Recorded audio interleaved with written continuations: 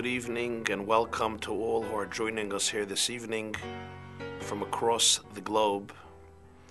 Tonight's class is graciously dedicated by David and Ida Schattenstein in the sacred memory of the Kedoshim of Mumbai, India, Rabbi Gavriel Noyach and his wife Rivki Holtzberg, and the other Kedoshim who were barbarically murdered 1 year ago in the Chabad house of Mumbai, and their first yahrzeit, the first day of Kislev, was commemorated last week. The Schattensteins also dedicate this evening's class to the loving memory of a young soul, Alta Shula Swerdlov, the daughter of Rabbi Yossi and Hindel Swerdlov, whose Shloshim, the 30th day since her passing, was commemorated last week. When love is not about the lover is the theme of tonight's class. We are going to explore 3 stories, 3 episodes. At the surface, there is something strange in each one of them. And then we will go beyond the superficial layers and try to see a deeper message being conveyed in all of these 3 episodes. Episode number 1, both in the beginning of the portion of Vayeitzei and in the end of the portion of Vayeitzei, Yaakov Avinu, Jacob our father, encounters the divine. He encounters God's angels. In the beginning of Vayeitzei, we read, and I'm going to request from you to please open up your curriculums right below the video to source number 1. Yaakov, the Torah tells us, leaves his hometown of Be'er Shava in the land of Israel, Vayelech Charana, and he travels to the city of Charan in Mesopotamia. Vayivga ba'makom. He encounters a place, a special holy place. Vayolan sham, and he goes to sleep in that place which he encounters. He has a dream. We read further on. Vayachlaim, he dreams. V'hinei sulam mutzav artza v'rosh magia hashamayma. There is a ladder standing on the earth. Its peak reaches heaven. V'hinei malachi elakim oilim v'yordim boy. The angels of God are going up, they're ascending on the ladder, and they are descending on the ladder. This is the beginning of the portion.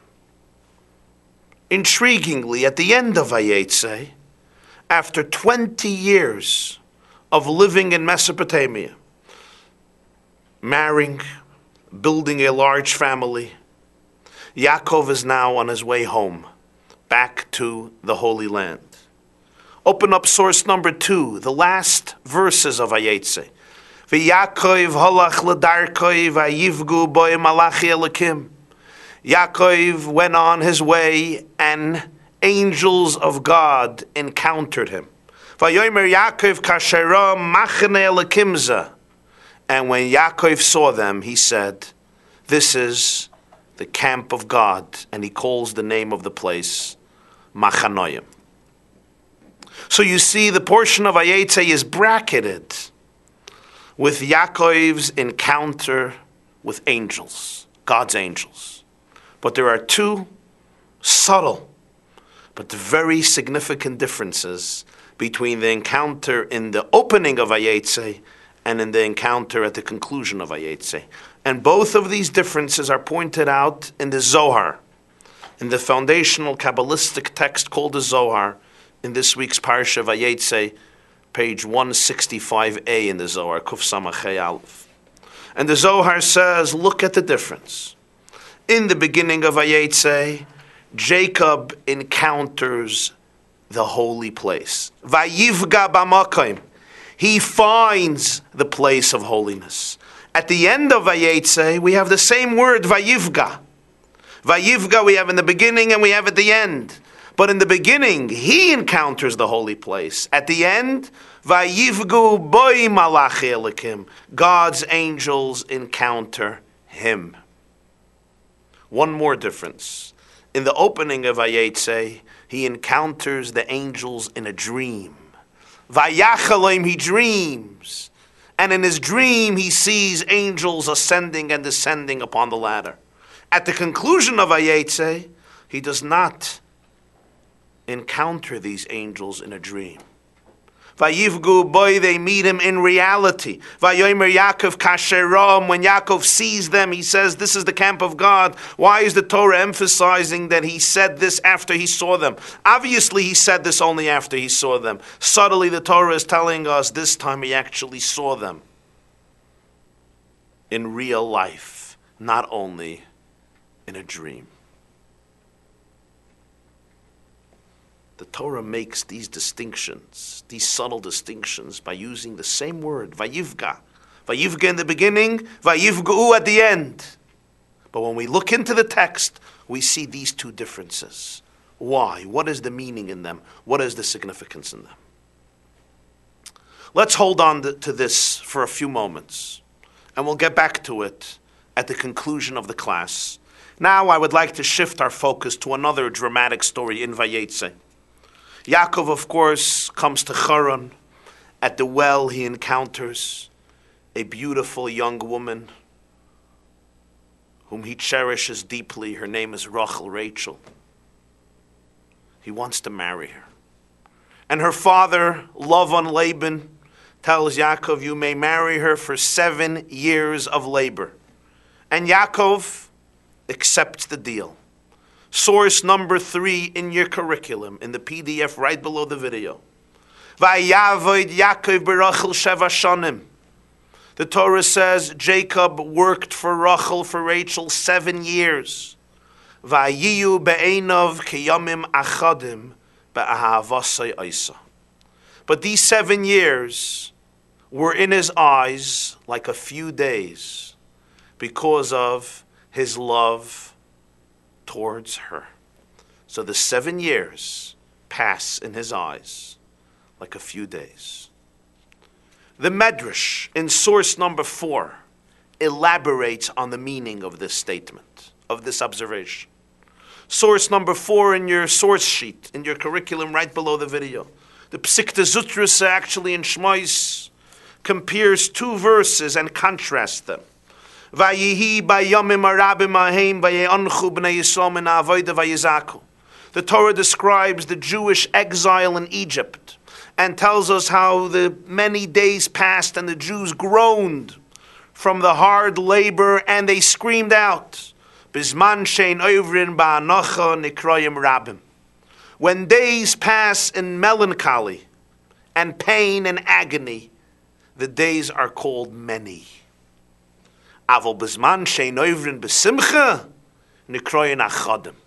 when many days pass with joy and gladness, then the days are called very few. Seeing by Yaakov that 7 years were considered in his mind just a few days. So there's 2 types of labor. There is the labor of the Jewish people in Egypt. They're also working. But those days of work are considered many because they despise the time. They loathe the time. But when days are passing in joy and gladness, then many years can be seen as a few days. Now, this medrash and the statement in the verse in Vayeitzei, at surface, at first glance, requires explanation. Yaakov Avinu, during these 7 years, was waiting to marry Rachel.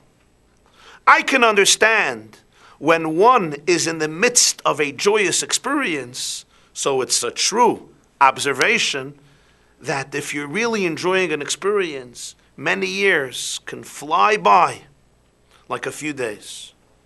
Right? You know the old anecdote about the Jew who says, I need Albert Einstein to teach me about relativity. He says, I know it from my own marriage.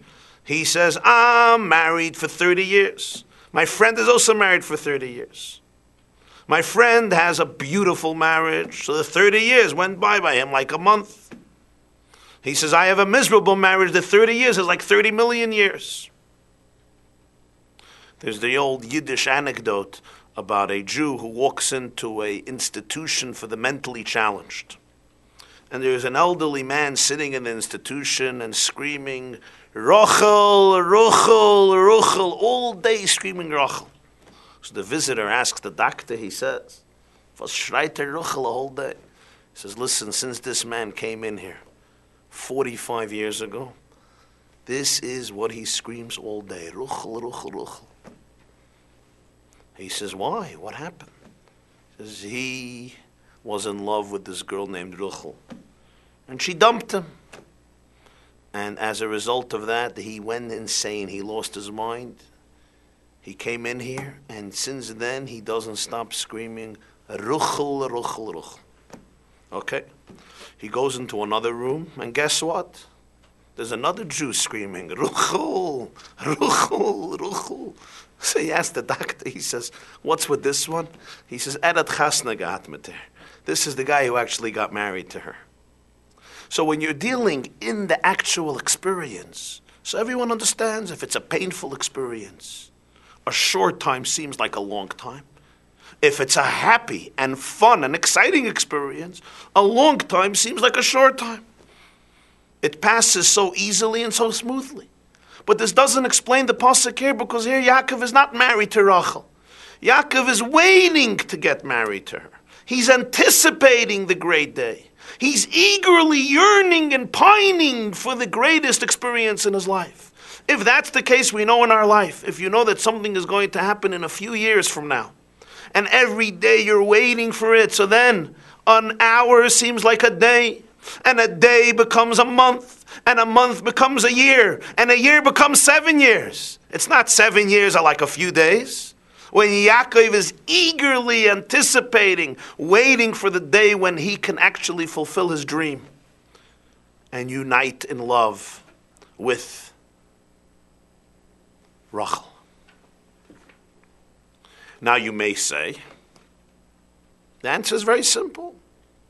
True, he was waiting to get married, but during these 7 days, he was enjoying himself. You know, they say that a chassan and a kala, groom and a bride, it's a very innocent and pure and precious and exciting time. He gets to enjoy his bride, she gets to enjoy her groom, she gets to enjoy her groom. He doesn't have to work, he doesn't have to make a living, she's still living in her father's home, there's no major pressure, it's still fresh and new and interesting. But that wasn't the case in this situation. Yaakov was not sitting around enjoying his conversations or time with Rachel, going out to a restaurant or going out for a nice walk with his kala. That was not the case. And how do I know it wasn't the case? Because Yaakov tells his father-in-law in Parsha's Vayeitzei, he tells him what he was doing those 7 years while he was waiting for Rachel. So we have a clear description of the diary of Yaakov Avinu during those 7 years. Open up your sources to number 5. The curriculum under the video to number 5. What does Yaakov Avinu tell Lavan? At the end of 20 years of working for him, when he wants to go back and he leaves his home and Lavan pursues him, and Yaakov gets angry at him and says, what is my crime? It's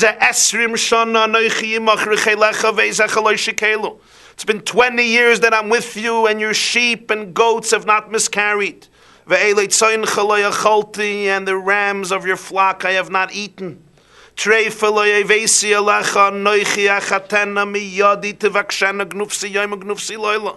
never brought you an animal that was attacked. I bear the loss. You would demand the loss from me, whether it was stolen by day or stolen by night. During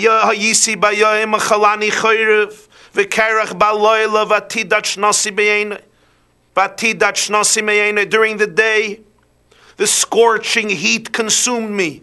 During the night, the frost penetrated me, and sleep was snatched from my eyes. Zeli esrim shana noichi beveisecha.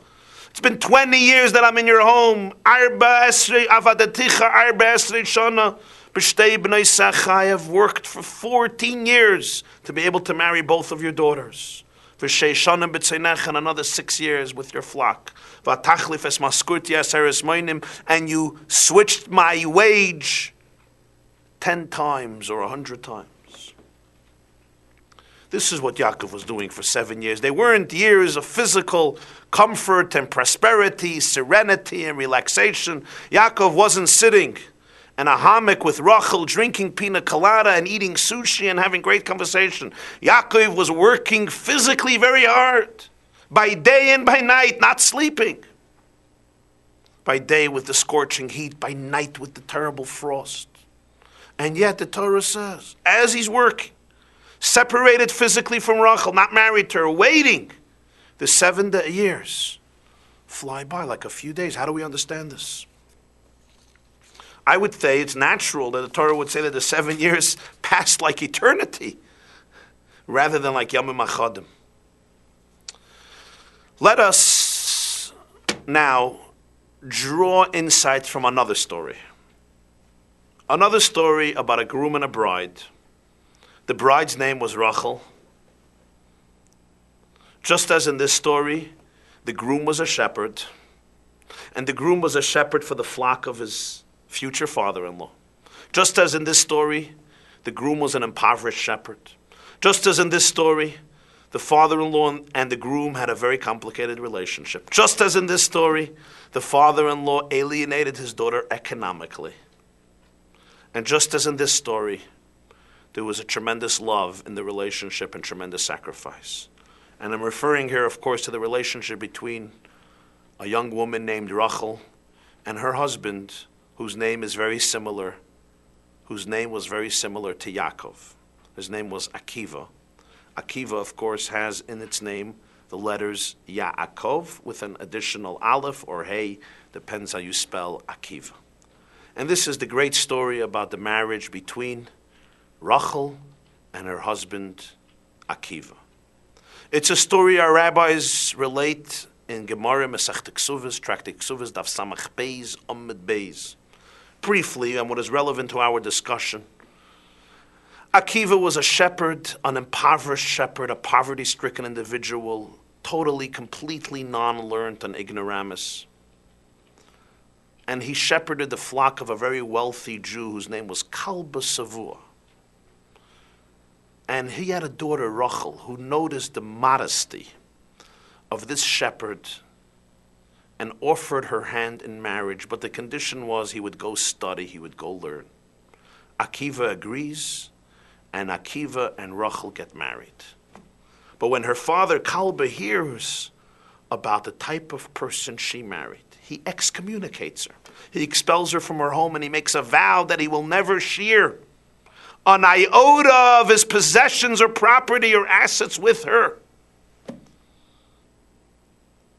for betraying him and the family so severely and marrying this seemingly simpleton, peasant, ignoramus.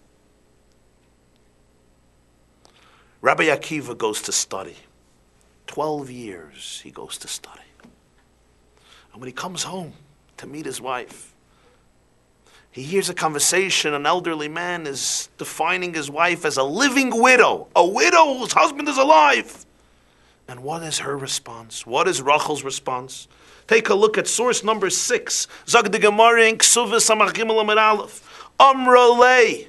Rachel, Akiva's wife, tells this old man, Ilididitsayis. If my husband would listen to me, if he would obey me, Yosef Treish he would go study Torah for another 12 years. Amar, Rabbi Akiva says, Rabbi Akiva, who returned home, overheard this conversation. He says, B'rishus ka'avidna. This is with permission. This is what she really wants. Hadar Azl v'Yosef Treisnei Shnei Acherina b'Beirav. He goes and he learns another 12 years in the yeshiva. Ki asa, when he finally comes home, Aisi ba'adei esrin v'arba alfa talmidi. The Talmud says he brings back 24,000 students. Ki matya legabei. When Rabbi Akiva arrives to his wife Rachel, nofla alaper, she falls on her face, she kisses Rabbi Akiva, Shammai, Rabbi Akiva's servant, wants to push her away. He doesn't understand. How does she have the audacity to behave this way towards Rabbi Akiva? Ammaluhu, Rabbi Akiva tells the students, Shafkua, leave her alone. And in his inimitable words, Shali v'shalachem shalahu. What I have and what you have all belongs to her. And then the Gemara tells the story how Rabbi Akiva absolved and nullified the vow and the promise that his father-in-law made, and the relationship between the son-in-law and the father-in-law, the daughter and the father, was rehabilitated. But here's our question. Why did Rabbi Akiva go into his house? Rabbi Akiva went to study for 12 years. This is what his wife wanted. This was his condition. She cherished Torah. She understood the potential of her husband, and she understood what her husband would mean for the Jewish world and for Jewish history. The fact remains, as the Gemara says, Kulu alibad Rabbi Akiva, the tradition of Torah that we have today all comes from Rabbi Akiva, who, living in the generation following the destruction of the Second Temple, almost single-handedly ensured that the Torah would not be obliterated from the Jewish world as the Romans wanted, and ultimately became a martyr executed by the Romans because of his position. And the entire body of the oral Torah tradition that we have today was channeled through Rabbi Akiva and the disciples and the students that he created, and his wife was the one who recognized this in him. And her love to Torah, her endless love to Torah, inspired her to ask of her husband one thing: go study. And I want you to go study for another 12 years. Granted.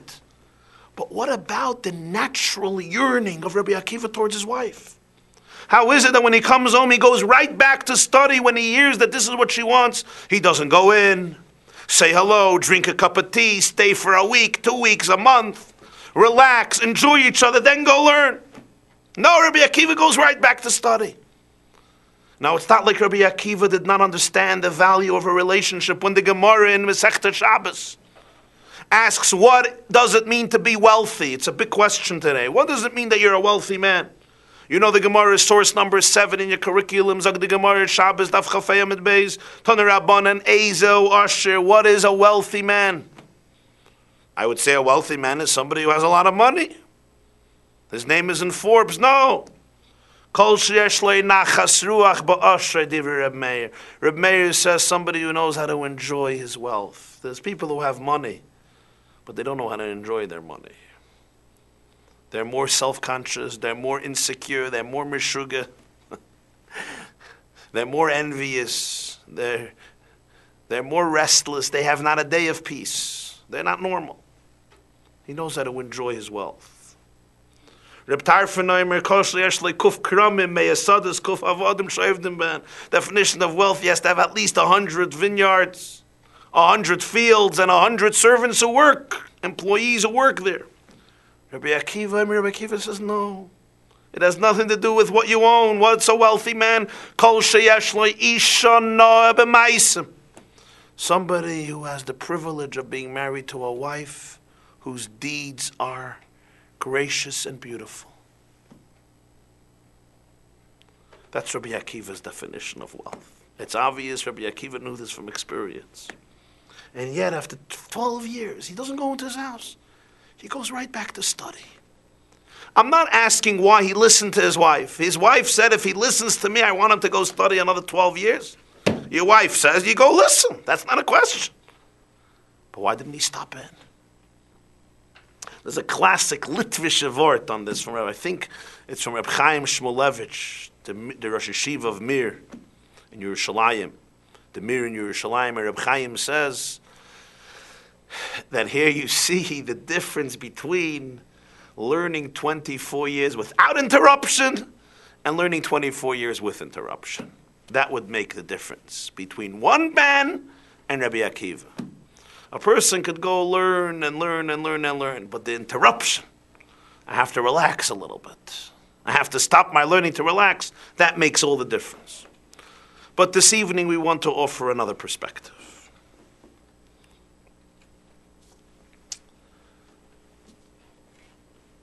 It may be hard for us, especially in the modern age and in our contemporary climate of how we view romance, love, relationships, kindness, marriage. It may be difficult for us to appreciate, but an important topic nonetheless. There are two types of love. There is a love that is about the lover, and there is a love that is completely not about the lover. It is actually about the beloved one. You see, sometimes you love somebody very strongly. You're with them, you enjoy them, you appreciate them, you suck the marrow out of every moment you're spending with them. You're exhilarated by the experience because a relationship with this person whom you cherish and towards whom you have affection simply brings you fulfillment, happiness, inspiration, and gladness of the heart. As much as this love is authentic and real because you really cherish this person, it's about you, it's about the person who loves. You are gaining tremendously, you are growing tremendously, you're living it up. You are enjoying every moment and every encounter and every experience with this person whom you love so much.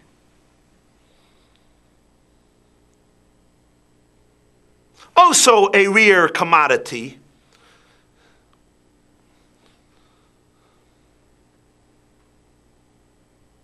powerful, potent, and real, but it's about the lover. Then there's another scenario. The lover may actually not be in close proximity to the one who is beloved. The one who loves may actually be in a distant location, in a remote location, devoid of the ability and the nachas, the appreciation and the enjoyment coming from the fact that you're in close proximity with a person to whom you have so many positive feelings. But the reason the one who loves is remote, is far away, is because they are actually fulfilling a request, a desire, a passion of the one they love so much.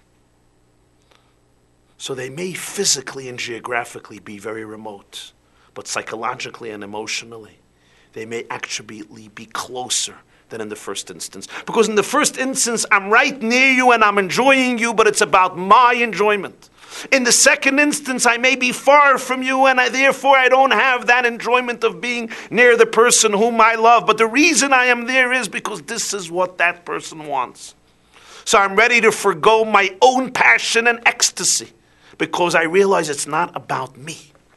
And since I really love you and this is what you truly want, so therefore I go far away from you to fulfill what your desire is and to fulfill what you want, knowing every single moment that as a result of this, I am truly transcending myself and connecting with the passion and the heart and the desire of the person I really love. Fascinatingly, this distinction, as abstract as it may seem,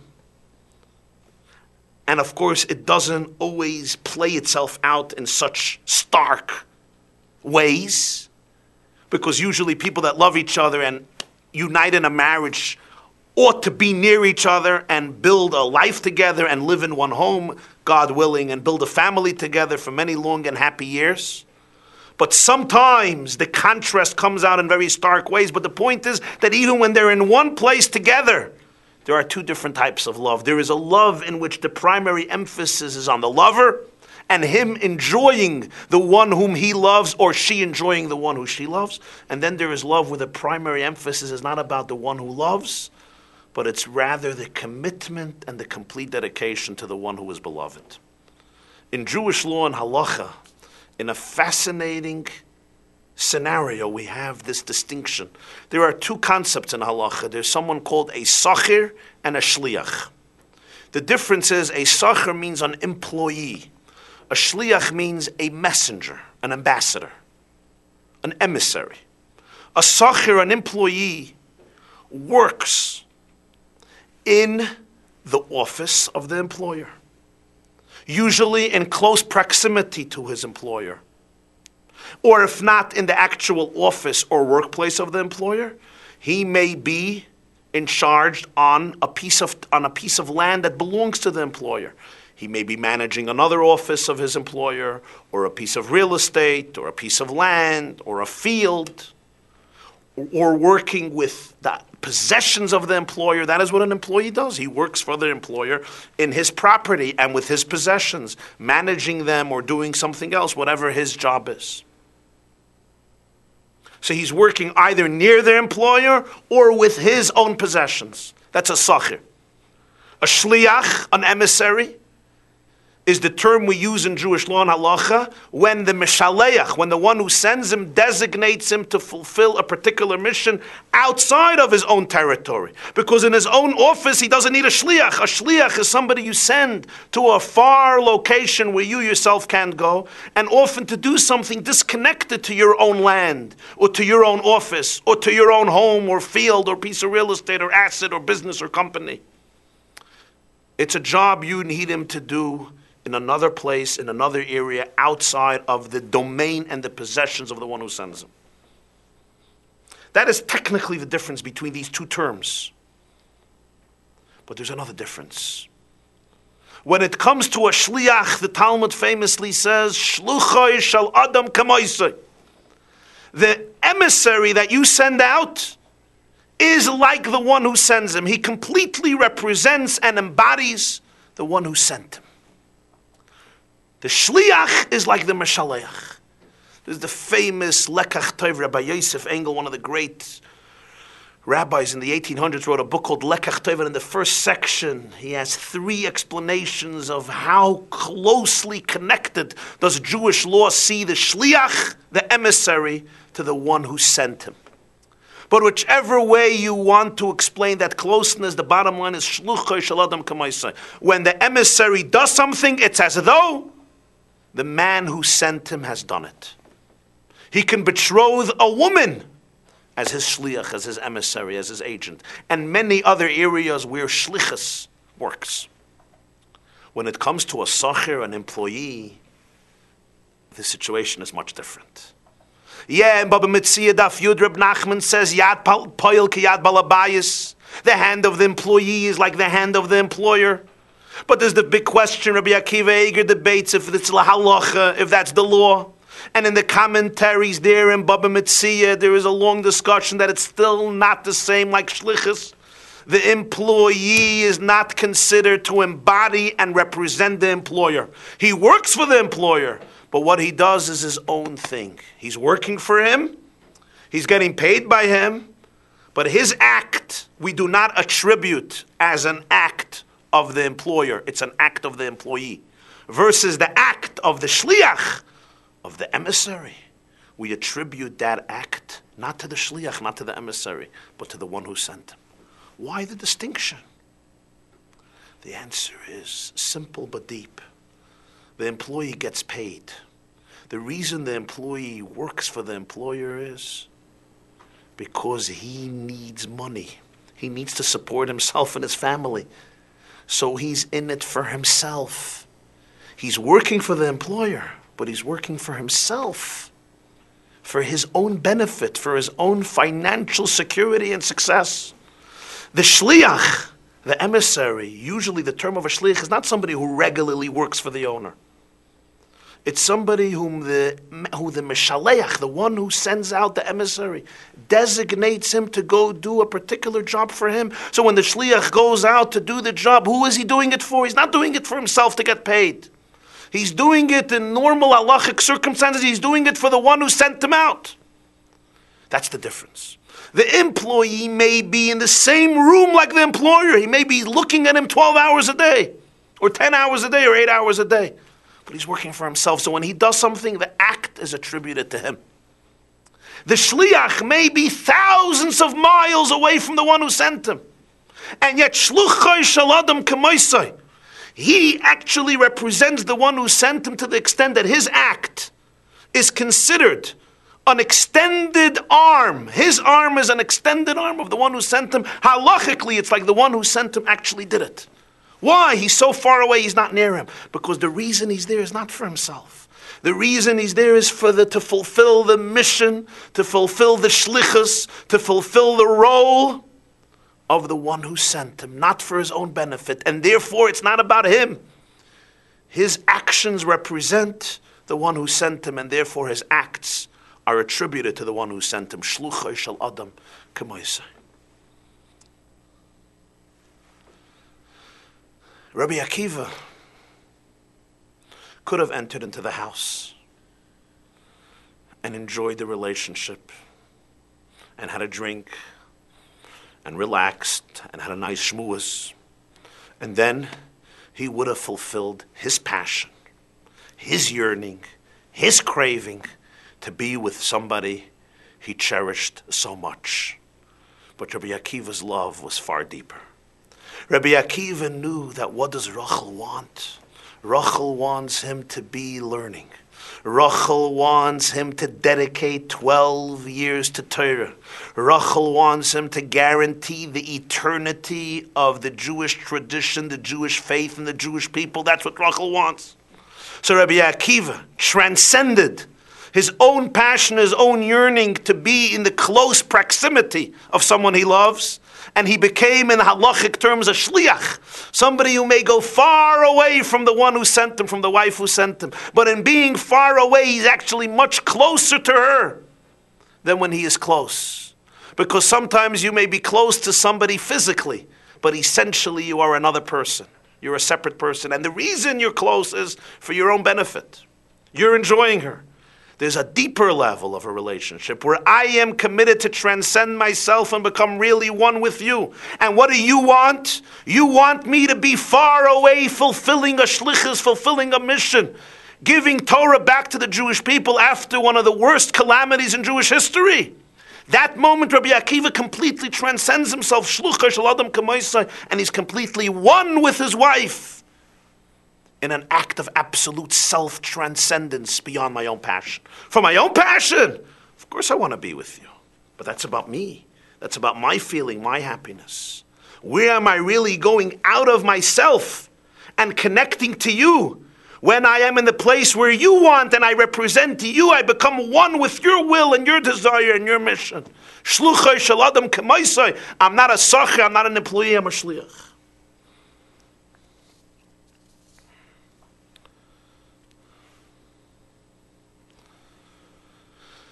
This is the explanation in the story of Yaakov and Rachel as well. There are other explanations, but this is one of them. The Torah says, "Vayavoid sheva shanim berachel ba'avasei oisa." Yaakov Avinu worked 7 years for Rachel, and they passed like a few days ba'avasei oisa because he loved her. Those two words in source number 3 are the key. Ba'ahavasai oisa, because he loved her. He didn't love himself. If he would have loved himself, those 7 years would have been perceived like 27 years.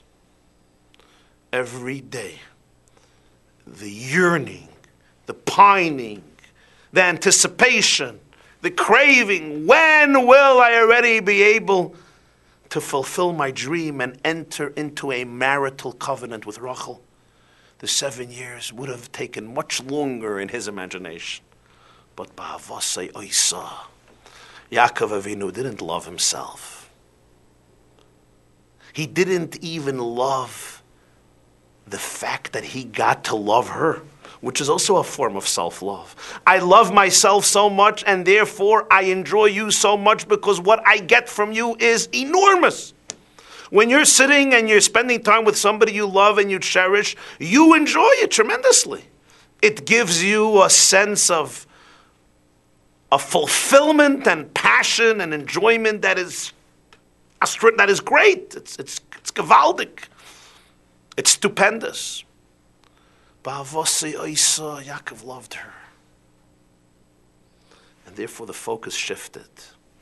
Not on his desire to be with her, but actually on Rachel's benefit. And here's the key.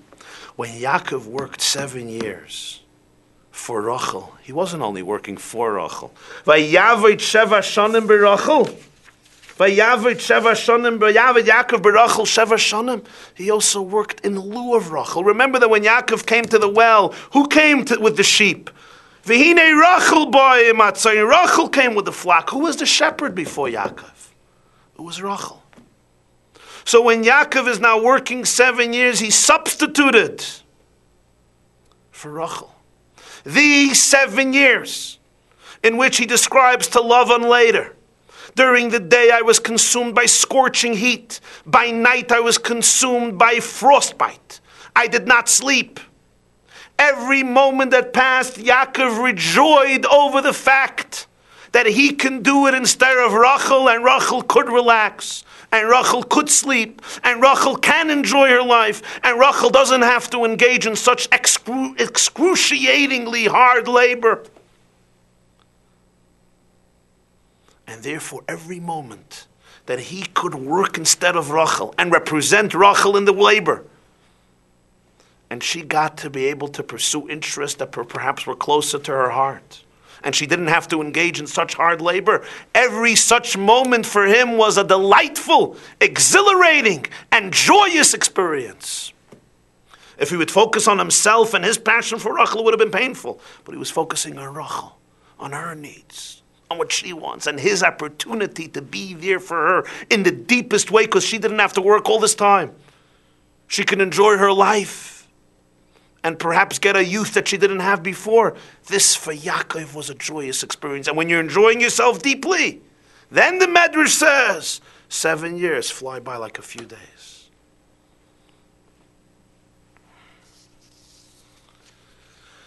This is true with Yaakov and Rachel. It's true with Rachel and Rabbi Akiva, or Rabbi Akiva and Rachel. And it's also true in everybody's life. Sometimes people love somebody else, they cherish somebody else, but the focus is always on them. The focus is always on their needs. I love you because of what you give to me. But the love must mean something else. Love also means that it's not always about you. That actually you could forgo your own pleasure, and even if it's causing you pain, but the fact that somebody else that you love has now the ability to be able to fulfill their passion, that should make you excited, that should make you happy. You sometimes see spouses, was verginnen nicht. It's hard for them to really appreciate and enjoy the fact that their spouse is relaxing, that their spouse is not working so hard, that their spouse has a day off, that their spouse doesn't have to work. Why? I am here working so hard, and why do you have the chutzpah to be home and do this and do, relax and enjoy yourself? And they get jealous and they get worked up. Why? Why is it always about you? Appreciate, celebrate it. Celebrate the other person's success. Celebrate the other person's tranquility. I'm not talking about an abusive, manipulative situation. We're talking in a functional relationship. Celebrate another person's happiness. Go out of yourself. Transcend yourself. It's also true in the relationship between the Jew and God. In the relationship between the Jew and Hashem, there are two modes. There's Rabbi Akiva in his home, and there's Rabbi Akiva away from his home. There's Yaakov Avinu in Be'er Sheva, and there's Yaakov Avinu in exile.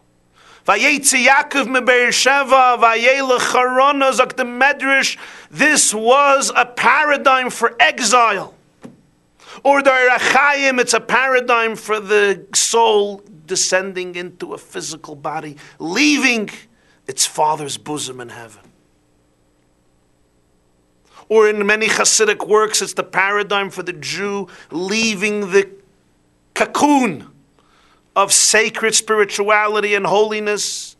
Yaakov Avinu in Eretz Yisrael is Ishtam Yoshev Olam, a wholesome man, stunning in the tents, learning Torah, and then he goes out to a nasty world, a nasty environment, dealing with a deceitful father-in-law, to raise a family and to work very hard, and to elevate the sparks, and to bring goodness and godliness into Charon, Charoi Nafshaloilam, the spiritual anger of the world, as the Medrash says on the word Charon means anger, And in that nasty place of wrath, Jacob reveals goodness and holiness and builds up the Jewish family, the Shvatim, the Beis Yisrael. When the Jew is in a place of holiness, when the Jew is in a Beis Hamikdash in a holy temple, he's a Sachir. He's God's employee. He's in the close proximity of God. He's in God's office. He's in God's domain. He's in God's territory. He enjoys it. He works for Hashem. He loves it. But ultimately he does it for himself. He becomes a Muslim. He becomes complete. He becomes elevated. He becomes inspired. He grows from one level to another level, to a higher level, until he feels, I have reached such great madregas, such great levels. Then there's the time that the Jew is sent out, far away from the territory of his employer. The Jew graduates. He's not a Sachir. She's not a Sachir. He or she is a Shliach. You're sent far away from the domain of a revealed God. You're not in the Beis Hamikdash. You're not in Eretz Yisrael. You're not in Beersheva. Vayeitzei Charana. You may go into an environment where there's emptiness. You don't see godliness. You don't see holiness. There's no Yiddishkeit. There's no Torah. There's not even Aleph base.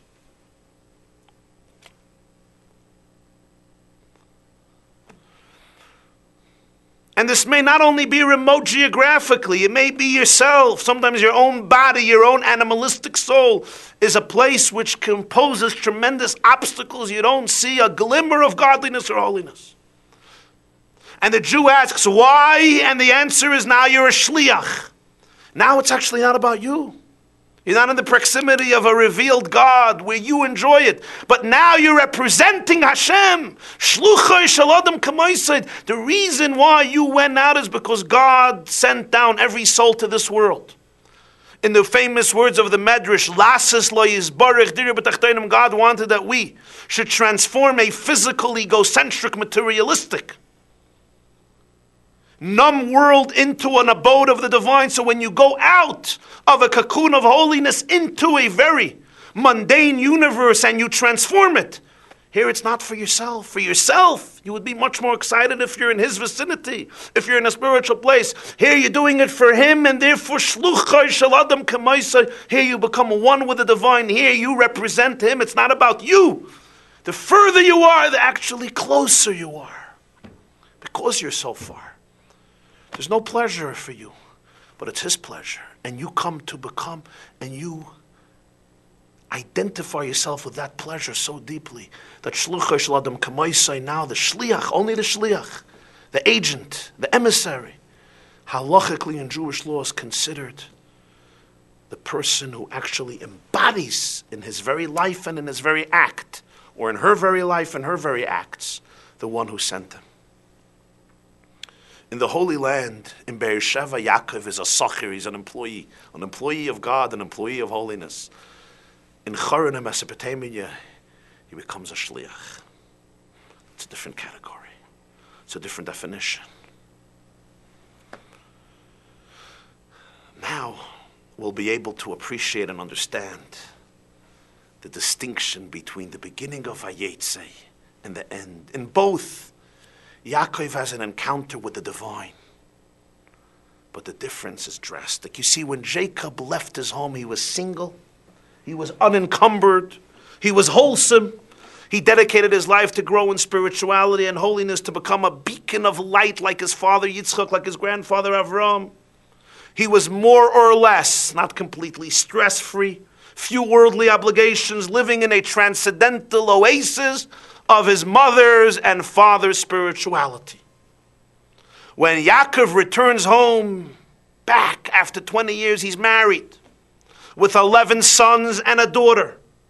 20 years he spent in a foreign country living under the shadow of an infamous, deceitful father-in-law.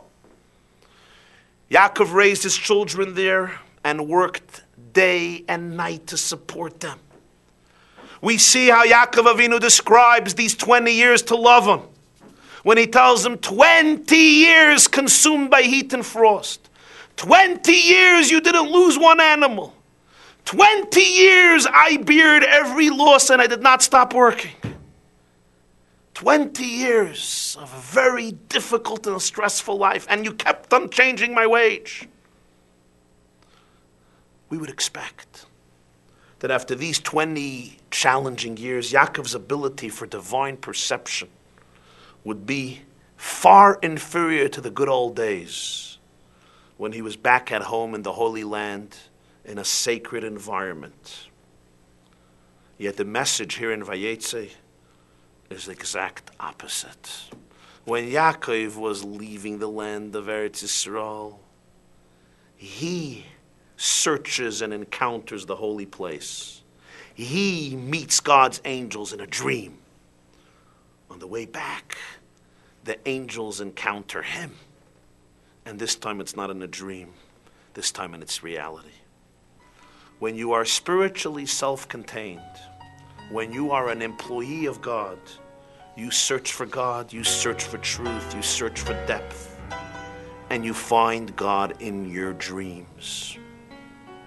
When you go out of your own shell, when you dedicate yourself to build a family and to transform a cold and nasty world around you, when you transcend your own ego, your own needs, even your own spiritual needs, and you dedicate yourself to the mission of a soul, to take a world and turn it into a world saturated with Torah and godliness, to build a family beyond yourself, to give to people outside of yourself. Now, God searches for you. You don't search for him. He searches for you. And you don't experience him in a dream. You experience him in a reality. In the beginning of Vayeitzei, Yaakov is spiritual. He searches for God. He searches for holiness. He pursues meaning. And he finds it in a dream, in an abstract, nebulous dream. When he goes through the 20 years, Yaakov halach on his way back. Now meaning pursues him. Now God pursues him. Now it's a reality. Now he's not an employee of Hashem. Now he's a shliach, shluchai shel adam k'moisai. Now he became one with the divine because it was not about him. He transcended himself to represent the will of Hashem.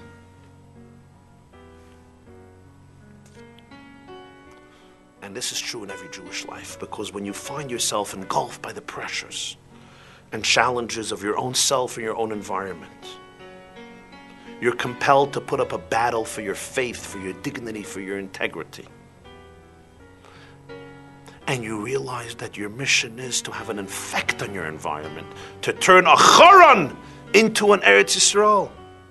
It's that moment when you can experience the truth of godliness in an extraordinary, authentic, and genuine way, something not possible when you are in a cocoon of holiness as an employee. Now you're finally not a sachir, an employee, but you are a shliach. Have a wonderful night.